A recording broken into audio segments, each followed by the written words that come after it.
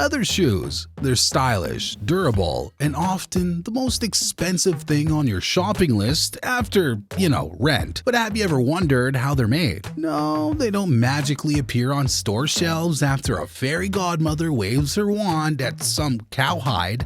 Behind every polished Oxford or rugged boot is an intricate process involving skilled craftsmanship, high-tech machinery, and let's be honest, a fair bit of science. Today, we're going to walk you through every step of the leather shoemaking process, from a raw hide to a pair of kicks worthy of a red carpet. Whether you're a sneakerhead, a boot fanatic, or just someone who needs to replace that beat-up pair of loafers, this is a story you don't want to miss. So sit back, relax, and hit that like button before we lace up and dive in.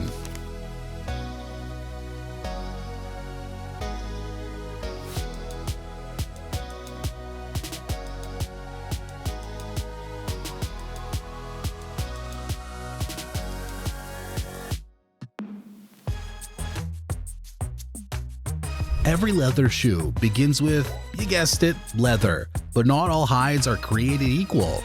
Tanners carefully select hides based on their thickness, durability, and lack of blemishes. Interestingly, hides from colder climates are especially prized. They come with fewer insect bites and scars, making them the perfect canvas for crafting premium leather. And as you might remember from our earlier video, leather comes from animal hides, primarily cows. In fact, about 10% of all leather produced globally is specifically destined for shoes. That's billions of pairs of shoes every year. So yeah, this is serious business. When the hides arrive at the tannery, they go through the same process we discussed before in the leather making video: soaking, liming, fleshing, and tanning.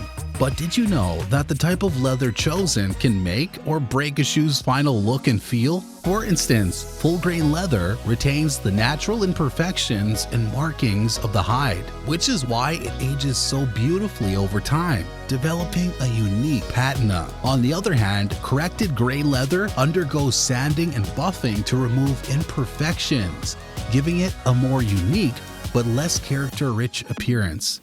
Fun fact, luxury brands often use full-grain leather, not just for aesthetics, but because it's also the strongest part of the hide. That's right, your shoes are tough and fashionable. For shoes, even regular factories often use full-grain leather, the creme de la creme of leather. Why? Because shoes need to be tough enough to handle your daily sprints, to catch the bus, and stylish enough to impress your date at the same time. Oh yeah. After tanning, the leather is dyed, dried, and sometimes embossed with patterns, depending on the style of shoe being made. Smooth leather for Oxfords? Check. Pebbled leather for that rugged look? Double check. Factories have leather options to suit every taste, from minimalist sneakers to cowboy boots that scream, "Yeah!"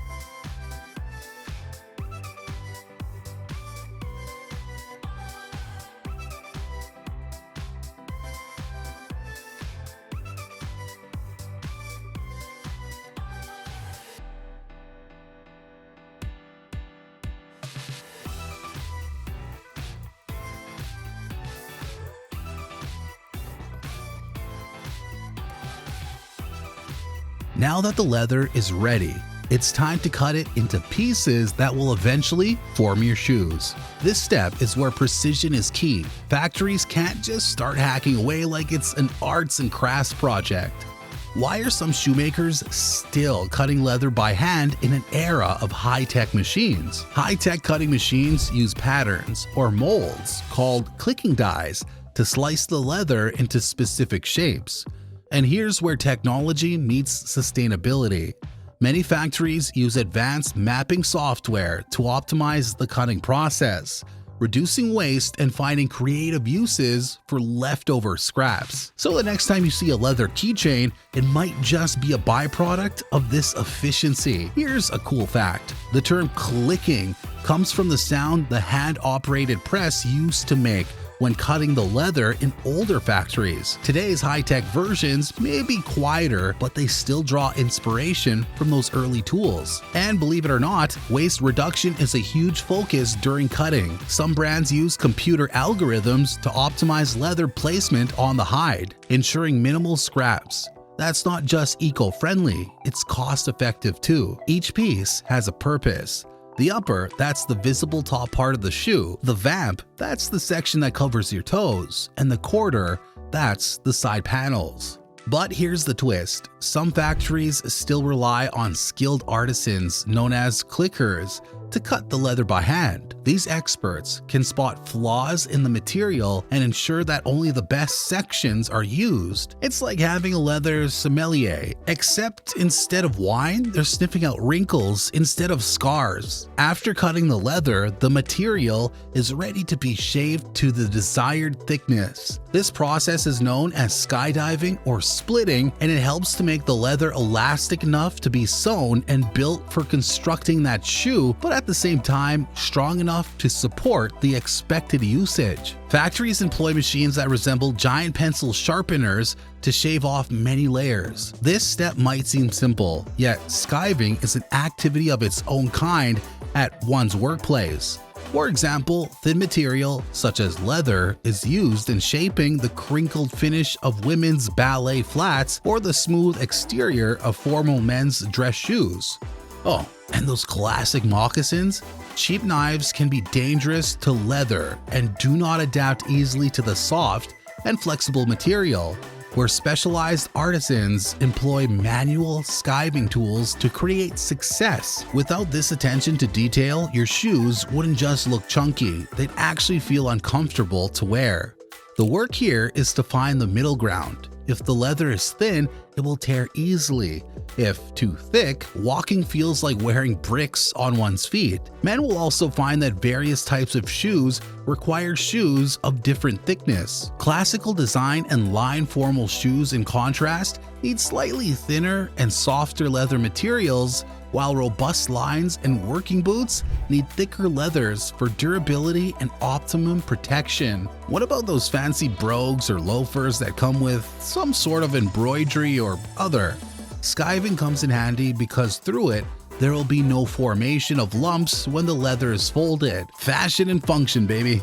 Now the fun part comes, that is flattening the leather and forming it into something that resembles a shoe. Ever wonder why some shoes fit perfectly while others make your feet scream for help? This stage is known as the lasting stage, and it involves stretching of the leather upper on a form known as originally lasts were made using wood, specifically maple or beech wood, and were eventually traditionally inherited from one generation of shoemakers to the next. Indeed, even now, a few custom shoemakers continue to use these wooden lasts to make exclusive shoes that fit their affluent consumers perfectly, and which take anything from several weeks to even months to produce.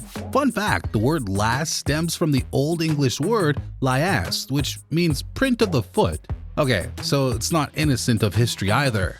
Today, the further refining and pneumatic and hydraulic systems provide an accurate and fit to the last quicker and more securely because it has to be perfect every time. Have you ever put on a pair of shoes that felt tight at the end of your toes? Blame a bad lasting job.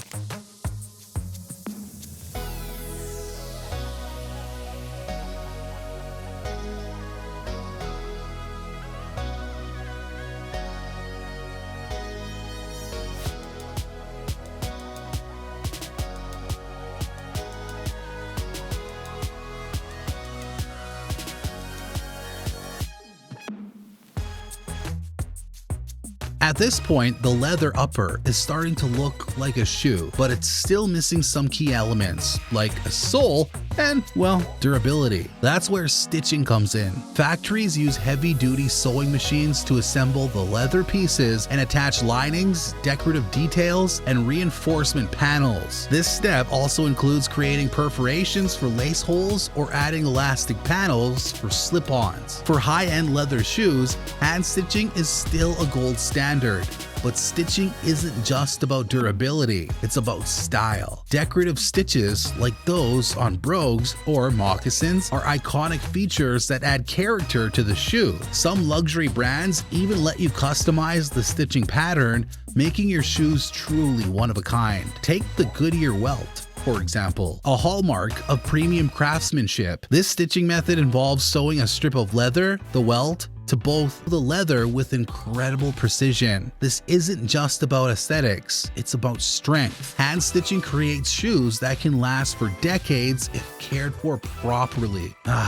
The sole, the unsung hero of every shoe. Without it, you'd be walking barefoot, and no one wants that. Did you know that the first rubber-soled shoe, known as plimsolls, date back to the 1830s, not just for aesthetics, but for improved shock absorption? Meanwhile, athletic soles might incorporate air pockets or gel inserts to cushion every step. And yeah, some luxury brands even experiment with gold plate soles for special edition shoes. Talk about stepping in style. The sole is where factories really flex their engineering muscles because it needs to be durable, comfortable, and slip resistant. For leather shoes, these are typically three types of soles. The first type is the leather soles, classic and elegant. These are made from multiple layers of leather stitched or glued together. They're great for formal shoes but can be slippery on wet surfaces. So, watch your step. Then there are the rubber soles,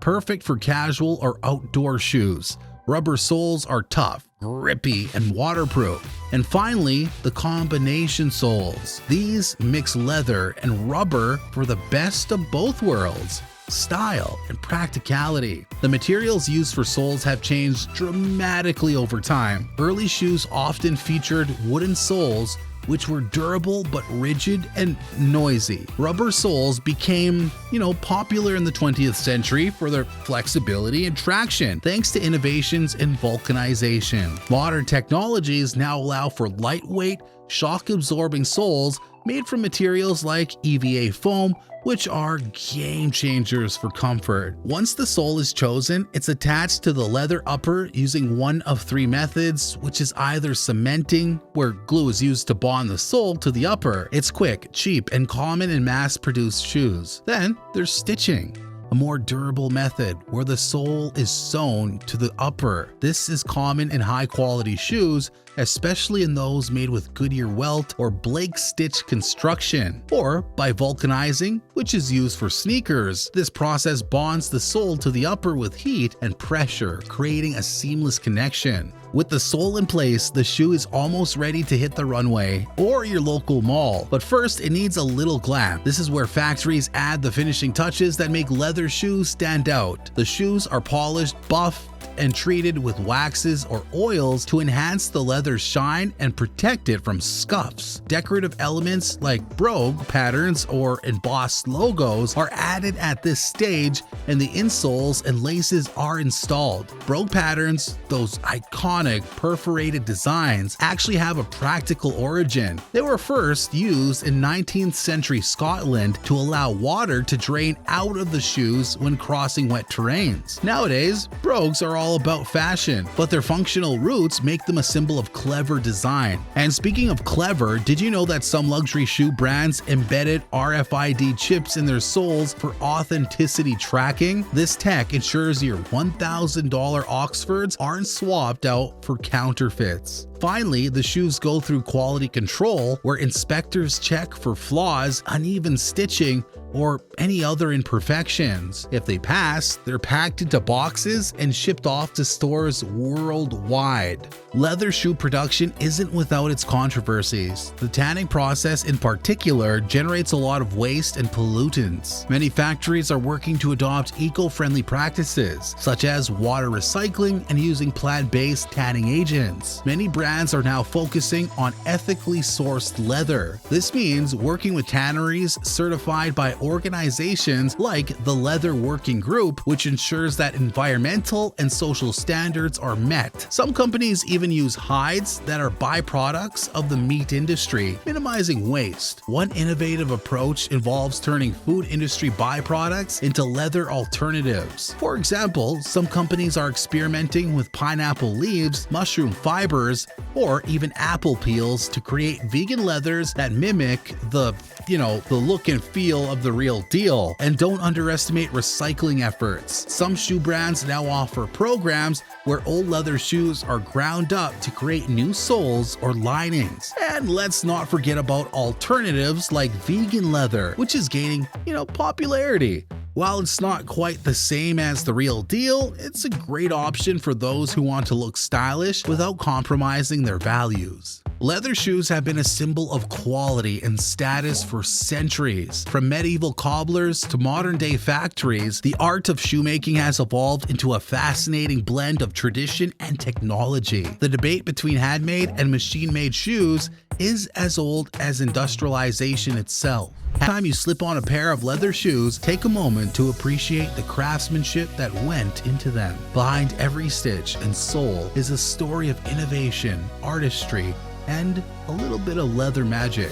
And that's how leather shoes are made in factories. It's a process that combines centuries-old techniques with cutting-edge technology to create footwear that's both functional and fashionable. Here's a fun fact to walk away with. The world's most expensive leather shoes, crafted by Italian designer Antonio Vietri, are made with gold-threaded leather and encrusted with diamonds. Price tag? A jaw-dropping $17 million.